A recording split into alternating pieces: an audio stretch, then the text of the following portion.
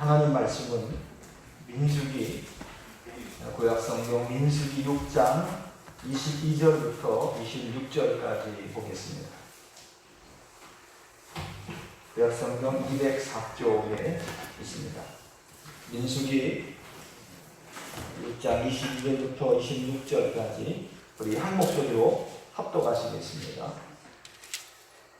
여호와께서 모세에게 말씀하여 이르시되 아론과 그의 아들들에게 말하여 이르기를 너희는 이스라엘 자손을 위하여 이렇게 축복하여 이르되 여호와는 내게 복을 주시고 너를 지키시기를 원하며 여호와는 그의 얼굴을 내게 비추사 은혜 베푸시기를 원하며 여호와는 그 얼굴을 내게로 향하여 드사 평강 주시기를 원하노라 할지니라 하라. 아멘.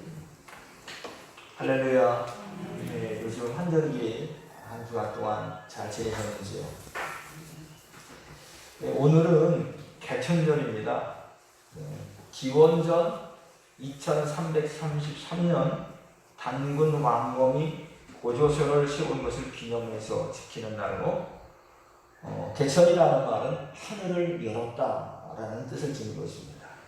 하지만 10월 3일이 개천, 그러니까 고조선을 건국한 날짜는 아닐 것이라고 합니다.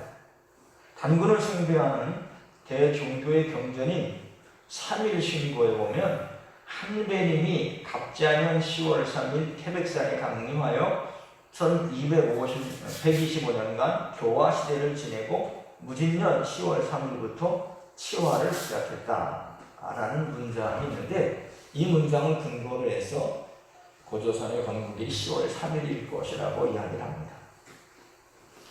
그런데 정확한 날짜는 사실 모르죠. 본래 개천절은 음력 날짜인데 1949년 대한민국 정부 수립 직후에 국경일에 관한 법률을 개정하면서 시무 끝에 10월 3일을 음력으로 지키기가 어렵다. 그래서 양력으로 대신 지키기로 결정되었다고 합니다. 그래서 지금도 단군을 숭배하는 대종교 사람들에게 10월 3일은 중요한 날입니다. 또 동시에 대한민국 땅에 사는 사람들에게 한국이 언제 어떻게 세워졌는지 정체성을 상기시키는 날이기도 합니다. 요약해서 말하면 하나님이 여기서 이 땅에 강림하셔서 인간에게 나라를 세울 수 있도록 하셨다는 것인데 한배님이라는 것이 하나님을 이야기합니다.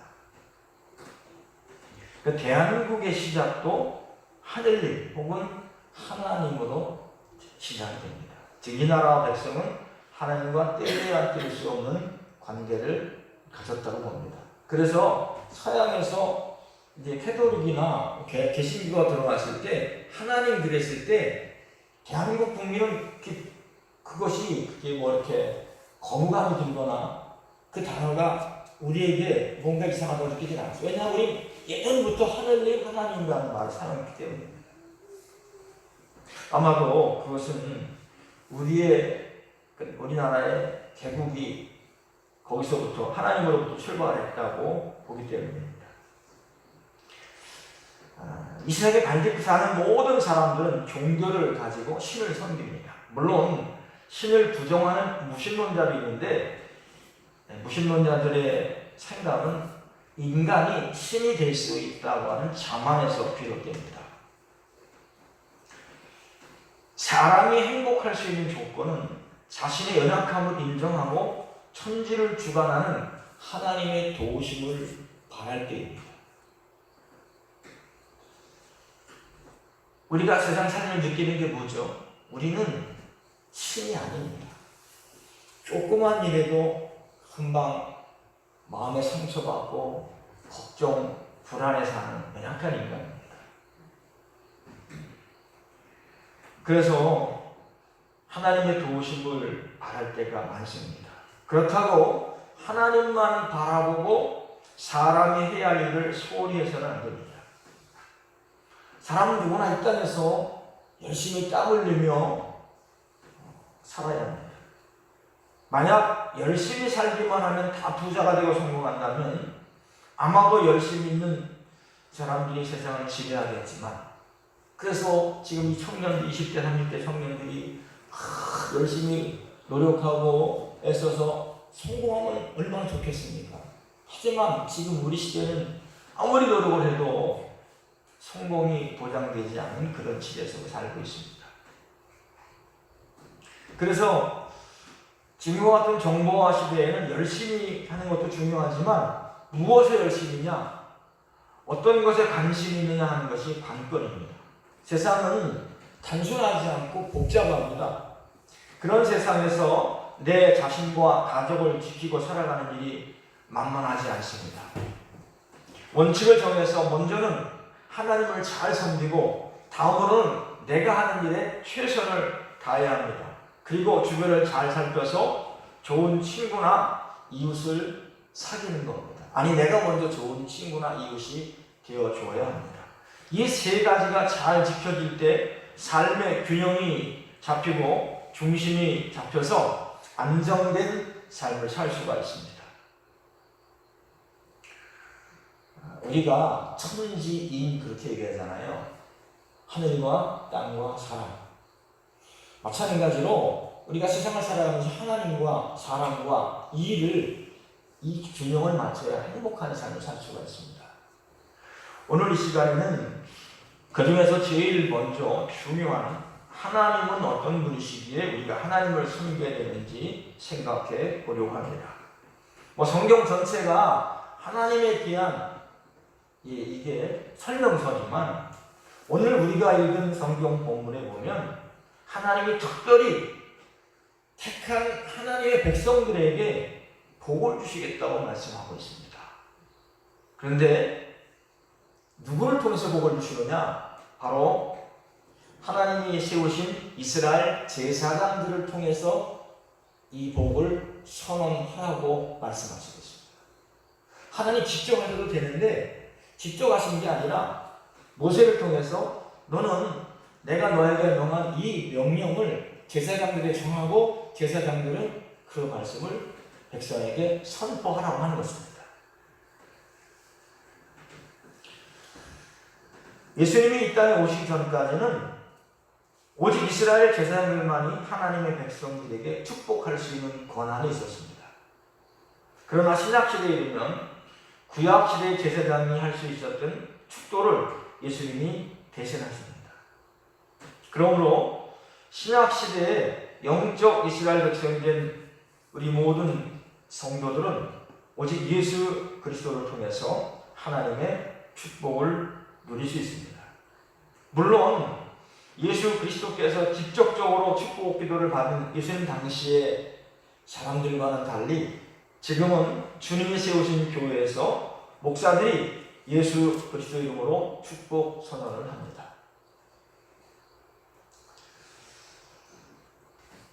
먼저 우리는 구약시대에 하나님의 축복을 전달할 전달자로 하나님의 중보자인 제사장을 선택하시고 부르시어 그들에게 어떻게 무엇을 선언하게 하셨는지 말씀을 통해서 같이 은혜를 나누려고 합니다. 제사장들이 하나님의 자녀들을 위해서 첫 번째 빌어줘야 될 복은 오늘 민수기 6장 24절에 보시면 여호와는 내게 복을 주시고 너를 지키시기를 원하며, 하나님이 우리에게 원하시는 것이 있어요. 그 뭐냐면 너희가 하나님을 잘 섬기고 순종하라. 그것도 물론 우리가 하나님 원하시는 거지만 하나님은 먼저 사람에게 복을 주기 원하신다는 거예요. 하나님이 사람을 만드셨잖아요. 그리고 그 아담이 혼자 외롭게 있는 것을 보시고, 그리고 하나님 원하셨어? 아담이 원한 게 아니에요. 아담이 하나님처럼 외로우니까 제자가 하나 만들어주시면 좋겠습니다. 너무 밤이 깁니다. 그래서 만들어주셨어요? 아니잖아요. 하나님이 보시고 하나님이 원하셔서 하와를 주십니다.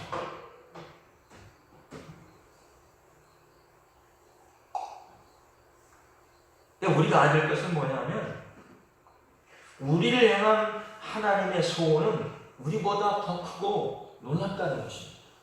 그래서 하나님 우리에게 복을 주신다고 말씀하고 있습니다. 하나님은 당신의 자녀들이 이 땅에서 복 받는 것을 아주 기뻐하시고 좋아하십니다.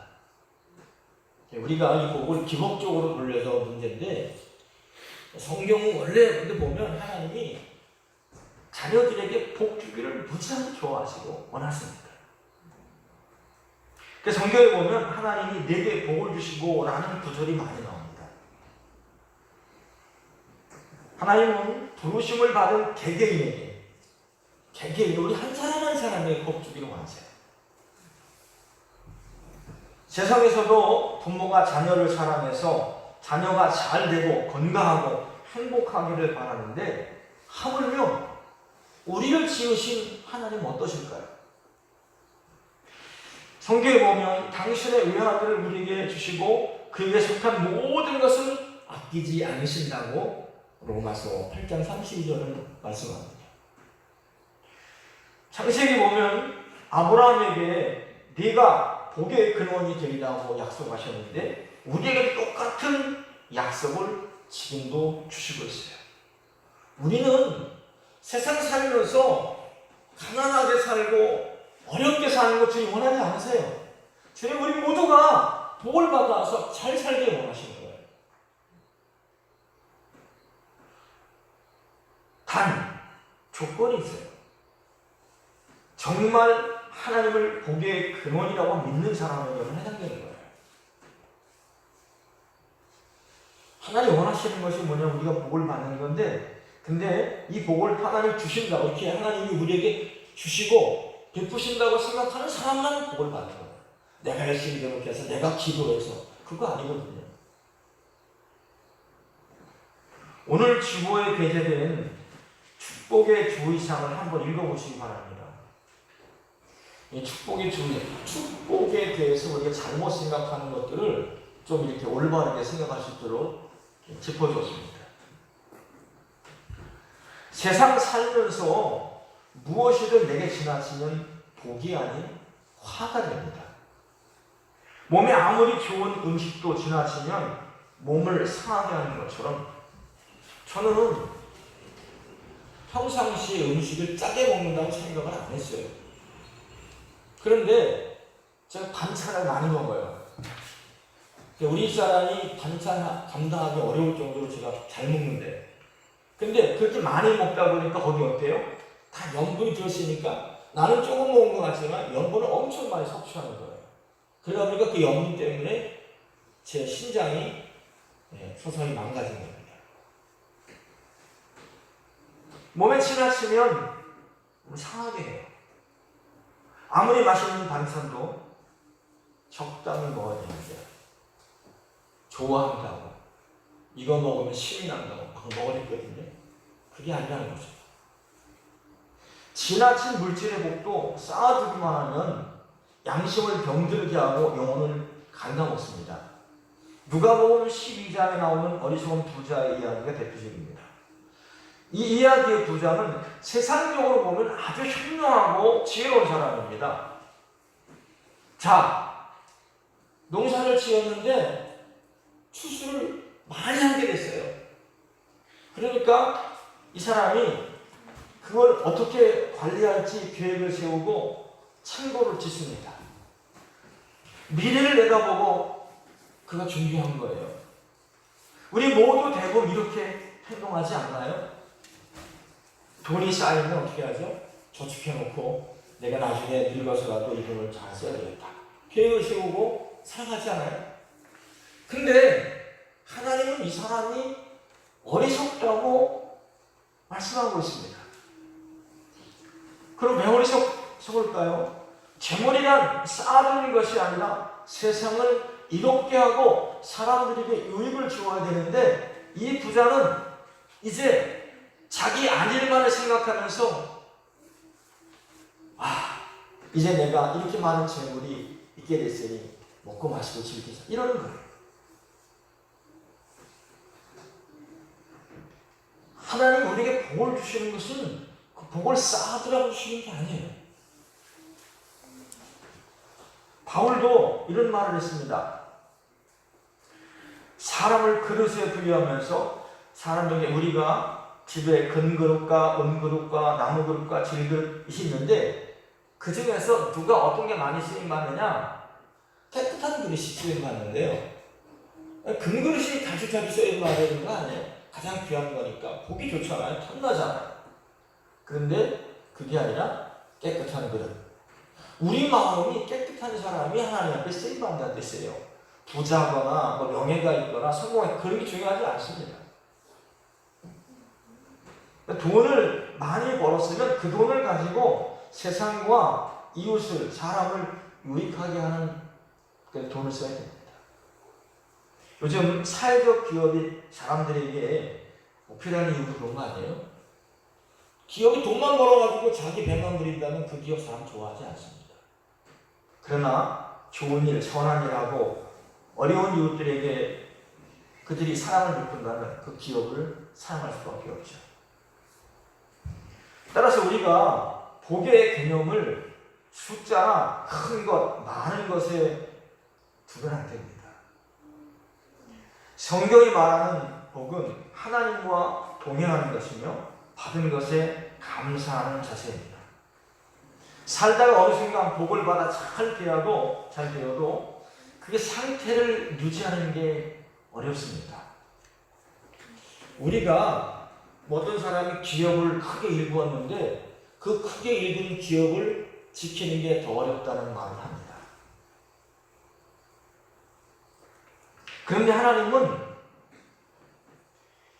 당신의 자녀들이 이 복에는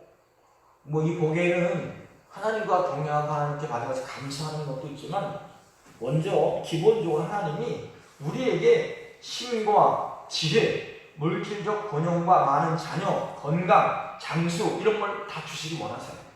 그러니까 우리가 원하는 거 하나님 다 주시기 원하시는 거예요. 근데 문제는 그걸 받아서 어떻게 써야 되냐가 중요한 거죠. 그걸 잘 받아서 잘 살 뿐만 아니라 그 상태가 계속 유지되기를 원하시는 거예요. 그러니까 우리가 세상 살면서 누구보다 건강하고 행복하고 부자로 사는 걸 하나님이 원하신다는 말씀입니다. 그래서 24절에 우리에게 복을 주시고 지켜주시기 원한다고 하셨습니다. 여기서 지켜주신다는 뜻은 현재 그 상태가 계속 유지되도록 도와주신다는 의미입니다. 이 지키다는 말은 히브리어로 셔마르라고 하는 단어인데 둘레에다가 이렇게 철망을 치자 이렇게 울타리를 치는데 이 울타리에 가시로 울타리를 쳐서 다른 어떤 것이 침범하거나 들어오지 못하도록 막아주십니다. 다시 말하면 하나님이 우리에게 복을 주시고 그 복이 다른 어떤 것에 의해서 침범당하지 않도록 지켜주시기를 원하신다는 거예요. 근데 우리는 복을 한때 받았는데 그 받은 복이 새나가는 사람들이 많아요. 이거는 복 받은 것이라고 보기 어렵죠. 성경이 말씀하는 복은 뭐냐면 받아서 그 상태를 유지할 뿐만 아니라 더 잘 되는 거예요. 더 잘 되는 거예요. 하지만 사람은 살다가 이 복을 받으면 복에만 관심을 기울이고 그 복을 주신 분을 잊어버리는 어리석음을 범하기 때문에 그래요. 그러므로 인생의 참 지혜는 우리에게 이 복을 주시는 분이 누구인지를 한순간도 잊지 않고 사는 사람입니다.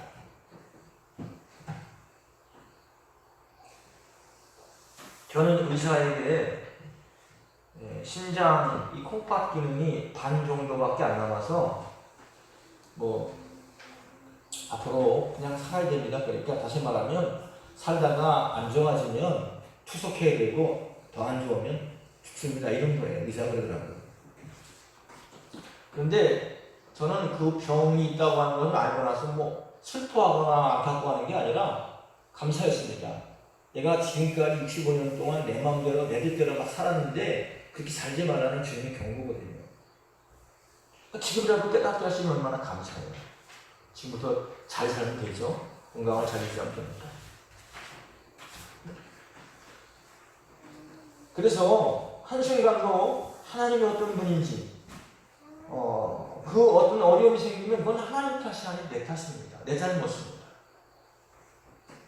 그래서 그러한 고백을 하며 살아가면 저와 여러분이 누리고 있는 이 상황보다 더 좋은 상태가 전개되고 그것이 계속 유지될 것입니다.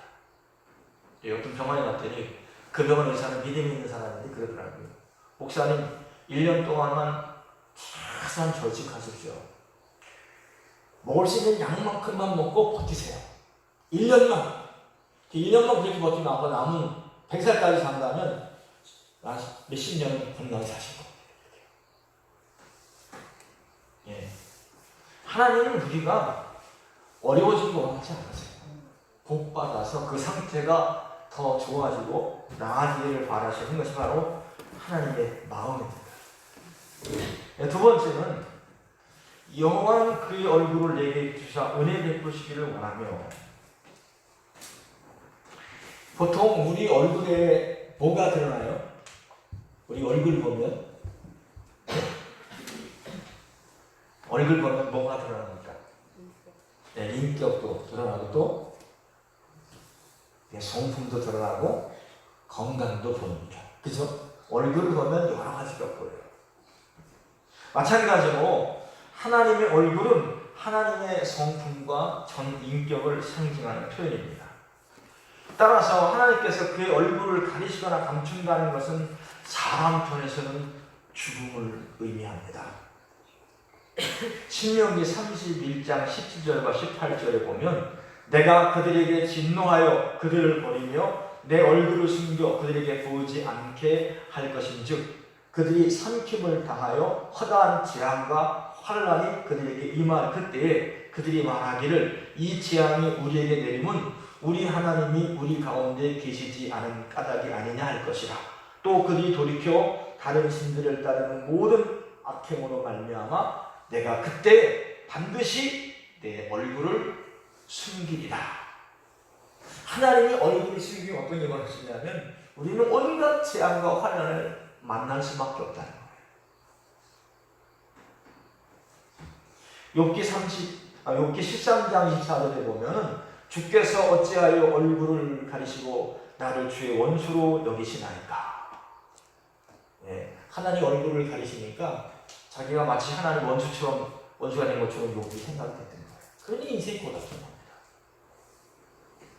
반면에 하나님의 얼굴이 한 개인 또는 공동체를 향하여 돌려진다면 그것은 바로 생명과 구원의 희열이 그 위에 그 사랑과 공동체 위에 찬란히 비친다는 뜻입니다. 시편 27편 1절에 보면 여호와는 나의 빛이요 나의 본이시니 내가 누구를 두려워하리요. 여호와는 내 생명의 능력이시니 내가 누구를 무서워하리요. 하나님의 얼굴은 우리의 빛입니다. 그 하나님 우리에게 비춰진다면 우리는 두려울 게 없고 겁낼 것이 없습니다. 근데 그 하나님이 그 얼굴을 우리에게 비추기를 원하세요. 따라서 하나님의 얼굴 방향은 곧 인간 생존의 열쇠라고 할 수 있습니다. 바로 그런 의미를 담고 있는 것이 25절에 나와 있죠. 여호와는 그의 얼굴을 내게 비추사 은혜 베푸시기를 바라. 그 얼굴을 우리에게 비추시기를 원하시고 있습니다.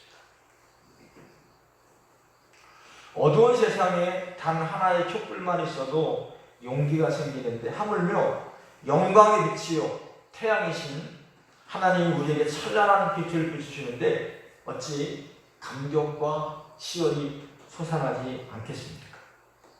그러니까 우리가 날마다 주의 얼굴을 사모해야 됩니다. 서부개척 시대에 미국의 몬태나라고 하는 주가 있는 몬태나 주에 있는 사람들 가운데 몇몇 사람이 금광을 찾기 위해서 서부로 갔습니다. 근데 아주 천신만고 끝에 커다란 금광을 발견했어요. 발견하고 기쁨에 들떴는데 문제는 뭐냐면 그들이 가져간 모든 자원이 다 바람난 거예요. 먹을 것도 없고 장비도 다 떨어지고 그래가지고 거기서 사람들이 이렇게 맹세를 했습니다. 우리가 고향에 다시 돌아가서 모든 물자하고 장비 다시 좀 풍성히 가지고 와서 금광을 개발하자. 그런데 우리 이제 누구도 마을에 돌아가거든 금광을 발견했다는 것을 말씀하지 말자. 비밀 지키자. 그랬어요. 그래서 가서 이제 고향에 가서 이 사람들이 이제 막 먹을 물품하고 막 광산을 개발할 때 도구를 막 사고 막 그래서 출발하려고 했는데 그 마을 주민 수백 명이 따라가는 거예요. 그래서 깜짝 놀라가지고 이 사람들이 서로 잠깐 모여서 해가지고 물어봤어요. 야, 너 누구한테 말했냐? 아니야, 나 말 안 했어. 물어보니까 한 사람도 발설한 사람이 없어. 근데 그 마을 대표가 어떤 빙배를 웃으면서 너희들한테 들은 게 아니라 너희 얼굴빛이 보니까 너무 환해. 너무 자신감이 차 있어. 기쁨이 충만해. 뭔가 너희들에게 좋은 일 생겼다는 것이, 즉 다시 말하면 너희들이 금광을 찾으러 갔는데 너희들이 금광을 찾지 않고야 그 얼굴빛이 어떻게 이렇게 환하게 빛나겠냐. 그걸 보고 우리가 짐작했다. 같이 가자. 그랬다는 거예요. 우리가 금광만 발견해도 얼굴빛이 달라지잖아요. 그죠? 우리 김과장이 통장에 내가 알지 못한 돈 1억이 들어왔어. 그럼 어때요? 얼굴빛이 아이고 내 통장에 1억 생각도 안 했는데 막 돈이 들어왔어. 그러면 우리 얼굴 변하지 않겠어요? 사람인데 하물며 우리 인생에 생명을 주시고 이 세상의 모든 것을 아끼지 않은 주님을 우리가 얼굴을 본다면 그 얼마나 기쁩니까? 그 얼굴을 뵙고도 우리 얼굴빛이 밝아지지 않는다면, 기쁨이 넘치지 않는다면 이상한 거죠. 여러분 교회 오실 때 우중충한 얼굴로 들어가서 주여 복 주옵소서 그러지 마세요. 그러면 하나님 복도 안 주셔. 주실 복도 거두고 가셔. 아니 네가 나를 믿는 나는 왜 얼굴빛이 그러냐? 나를 만나러 오는데 너희가 생명을 주고 부를 주고 내가 원하는 모든 것마다 다 들어줄 내 앞에 나오는데 내가 정말 기뻐야 되지 않겠느냐? 안 그래요 주님? 아니 자식이 부모한테 와서 뭐 좀 도와달라고 그러는데 도와줄 건 믿고 기뻐서 애가 막 춤을 추고 그러면 안 주려고 했던 부모 마음도 아유 저 자식 이렇게 원하고 좋아하는데 줘야지 그렇지 않아요? 그러니까 하물며 하나님이 그 자녀들이 와서 이렇게 예배드릴 때마다 기쁨으로 찬송하고 막 즐거움으로 주님을 찾고 기도하고 그럼 주님이 안 주시겠어요? 얼굴빛이 우리에게 비추신다고 말씀하고 있습니다. 그뿐만이 아닙니다. 그에 더해서 하나님 우리에게 뭘 주신대요? 은혜 베푸시기를 원하며 그랬습니다. 하나님이 우리에게 얼굴을 비추는 이유는 뭐냐면 드러내신 이유는 은혜를 주시기 위함이에요. 은혜. 여기서 은혜라고 하는 말은 히브리어로 하나이라는 뜻인데 이게 본래 몸을 구리다, 아랫사람에게 몸을 굽히다 그런 뜻이라고 합니다. 여러분 윗사람이 아랫사람에게 몸을 굽히는 경우가 있어요? 없어요? 드물죠. 그런 경우는 본래 권세 있는 사람들이 뭐 아랫사람 알기를 발 밑에 때만큼 밖에 안 알잖아요.